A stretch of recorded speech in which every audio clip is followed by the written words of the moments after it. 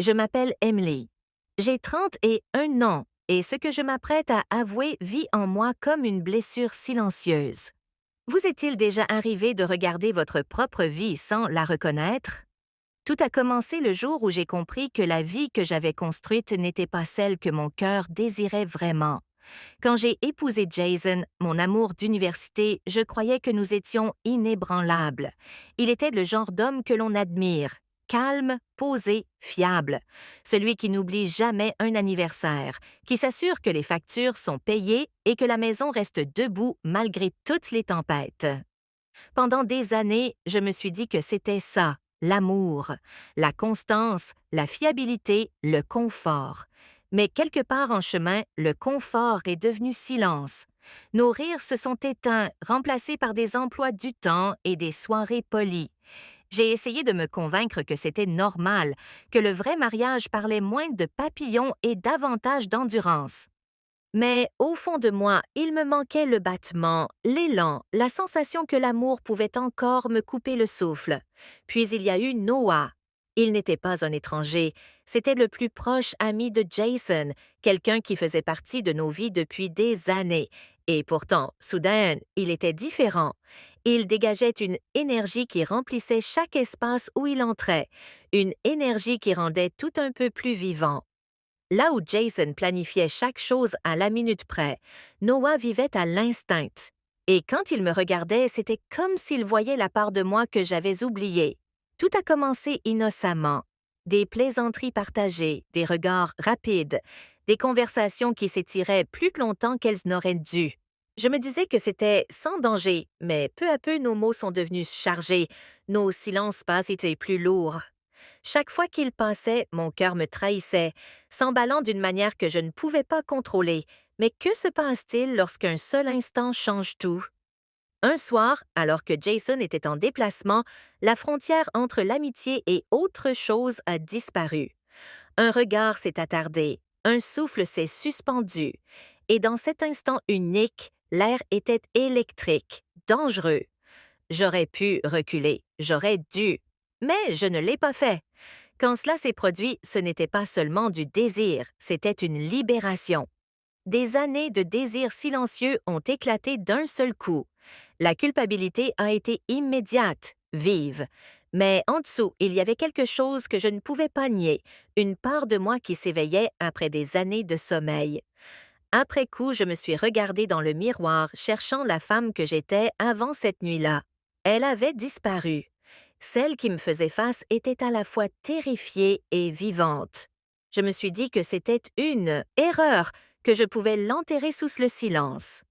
Mais certains secrets refusent de rester silencieux. Jason est rentré, a embrassé mon front et m'a dit qu'il m'avait manqué. J'ai souri, faisant semblant que rien n'avait changé, alors qu'à l'intérieur, j'avais l'impression de me tenir sur du verre brisé. Chaque mot, chaque geste était une comédie. Et pourtant, Noah persistait dans mes pensées. Sa voix, son regard, le souvenir de la façon dont mon prénom sonnait quand il le prononçait. Les jours se sont fondus en semaines. J'ai essayé de prendre mes distances, de reconstruire les murs que j'avais brisés, mais les plus petites choses continuaient de les faire tomber. Un message inattendu, un bonjour échangé, la façon dont nos regards se retrouvaient dans une pièce bondée. À chaque fois, ma détermination s'effritait un peu plus. La culpabilité est devenue mon ombre. La nuit, tandis que Jason dormait à mes côtés, je revivais des moments que je n'aurais pas dû me rappeler. Mon corps restait immobile, mais mon esprit était ailleurs, pris dans une tempête dont je ne pouvais m'échapper. Puis Jason a proposé que nous partions un week-end. Juste nous deux, a-t-il dit doucement, les yeux pleins de bonté, sans se douter de rien. J'ai accepté, espérant que la distance apaiserait le chaos en moi. Ce voyage a été à la fois une grâce et une punition. Loin de tout, j'ai vu Jason tel qu'il était vraiment, un homme qui m'aimait sans condition, qui avait bâti tout son monde autour de mon bonheur. Je l'ai regardé rire près du feu, me prendre la main, et je me suis demandé comment j'avais pu perdre de vue un amour pareil. L'espace d'un instant fugace, j'ai cru pouvoir revenir pleinement vers lui, que la tempête en moi pourrait se dissiper en calme.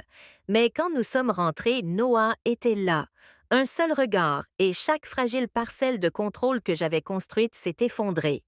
La vérité m'a frappé de plein fouet. Je ne pouvais plus vivre dans deux mondes.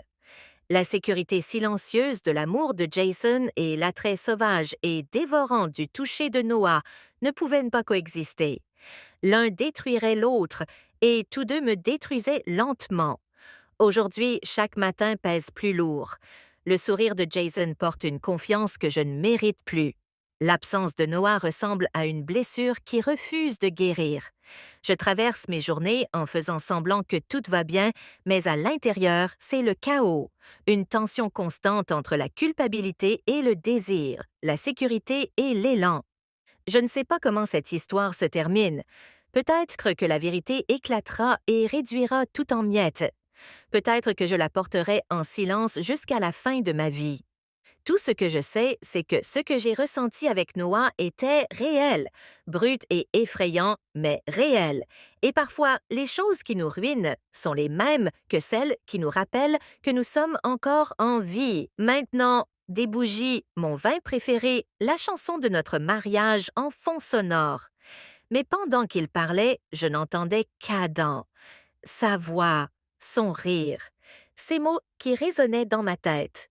Tu mérites plus, Rachel. J'ai souri tout le long du dîner, faisant semblant d'être présente, alors que mon cœur était ailleurs. Plus tard, quand Michael s'est endormi à mes côtés, je suis restée à fixer le plafond. La culpabilité m'a traversée comme une tempête. C'est à ce moment-là que j'ai compris la vérité. J'avais dit oui à tout, sauf à la seule chose qui comptait vraiment, l'honnêteté. Le lendemain matin, je suis allée au travail et j'ai demandé à Adam de prendre un café à l'extérieur du bureau. Il avait l'air surpris, peut-être même nerveux. Assis l'un en face de l'autre, je lui ai dit que je ne pouvais plus vivre dans cette zone grise que nous avions créée. Tu as été gentil avec moi, ai-je dit.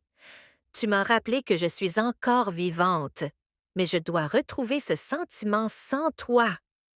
Il est resté silencieux un long moment, puis il a hoché la tête. Tu es plus forte que tu ne le crois, Rachel, a-t-il dit doucement, et c'est peut-être ça que tu devais découvrir depuis le début. Partir a été plus difficile que je ne l'imaginais. Le silence qui a suivi a été brutal, mais peu à peu, j'ai commencé à reconstruire. Pas seulement mon mariage, moi-même. J'ai recommencé à peindre. J'ai commencé à dire oui à de petites joies qui m'appartenaient, oui aux promenades matinales, oui au temps passé avec mes enfants, oui aux conversations avec Michael qui ne ressemblaient plus à des routines. Finalement, j'ai dit la vérité à Michael, pas au sujet d'Adam précisément, mais sur ce vide que je ressentais. Il ne l'a pas bien pris. Il y a eu des disputes, des larmes, de longues nuits de silence. Mais petit à petit, nous avons retrouvé notre chemin. Il a recommencé à être présent, vraiment présente, et moi, j'ai appris à lui pardonner et à me pardonner. Des années plus tard, je repense encore à ce chapitre de ma vie, non pas avec des regrets, mais avec lucidité, parce que parfois, l'infidélité ne commence pas par un baiser, elle commence par l'absence, par la solitude, par le fait de dire oui à tout le monde, sauf à la personne que l'on a juré d'aimer. J'ai dit oui à tout parce que j'avais peur de dire non au vide dans mon cœur. Mais j'ai compris une chose d'essentielle. Le véritable amour n'est pas d'être toujours heureux. C'est faire face à la vérité, même quand elle fait mal, et choisir de reconstruire plutôt que de fuir. Et aujourd'hui, quand je regarde en arrière, je réalise que le mot le plus puissant dans une relation n'est pas oui. Parce que dire non aux mauvaises choses, c'est la seule façon de dire enfin oui aux bonnes. Même si rien n'avait été dit. Nous n'avions pas franchi de ligne extérieurement, mais intérieurement, quelque chose avait déjà basculé. Quand il me regardait, je me sentais redevenir une version de moi-même que j'avais presque oubliée. Pas parfaite, pas épuisée, juste vivante. Et je crois que c'est cela qui m'a le plus effrayée. Scène 8. L'espace entre deux vies. Après cette nuit-là, le silence avait une nouvelle signification. Chaque regard avait du poids. Chaque mot restait suspendu un peu trop longtemps. J'ai commencé à m'habiller avec plus d'intention, des détails subtils, une touche de couleur, un bijou que je n'avais pas porté depuis des années. Je me disais que c'était pour moi, mais au fond, je savais très bien qui je voulais voir remarquer. Ethan, bien sûr, a remarqué, mais pas de la manière que j'espérais. Tu sembles distraite ces derniers temps, a-t-il dit un soir d'un ton léger, mais avec un regard attentif. Quelque chose au travail? J'ai souri trop vite. Un gros projet, ai-je répondu. Il a hoché la tête, confiant, et cette confiance aveugle m'a fait plus mal que la colère n'aurait jamais pu le faire. Ce soir-là, je suis restée assise dans ma voiture, sur l'allée, longtemps après être rentrée.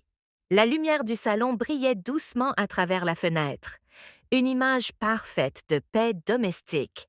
À l'intérieur de cette maison se trouvait tout ce que j'étais censée vouloir.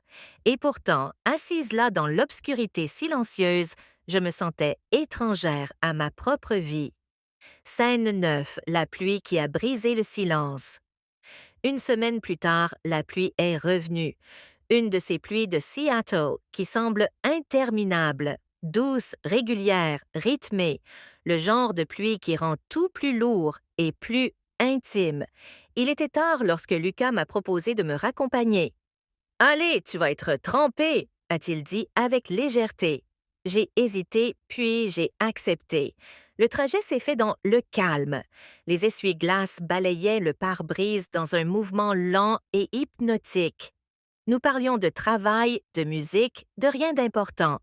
Mais sous chaque mot, il y avait le murmure de quelque chose de plus profond, quelque chose de non dit. Quand il s'est arrêté devant ma maison, je n'ai pas ouvert la porte tout de suite. Pendant un moment, tout ce que j'entendais, c'était de la pluie contre la vitre. Puis il a dit doucement, « Tu n'as pas à faire semblant d'aller bien tout le temps. » Quelque chose en moi s'est fissuré. Je voulais dire « ça va », mais les mots ne venaient pas. À la place, je me suis tournée vers lui, et dans cet instant fragile, tout a changé. Le baiser n'était ni sauvage ni calculé. Il était silencieux, douloureux, humain. Et quand il s'est terminé, il n'y a eu ni victoire ni soulagement, seulement le poids lourd et tranchant de savoir que quelque chose d'irréversible venait de se produire.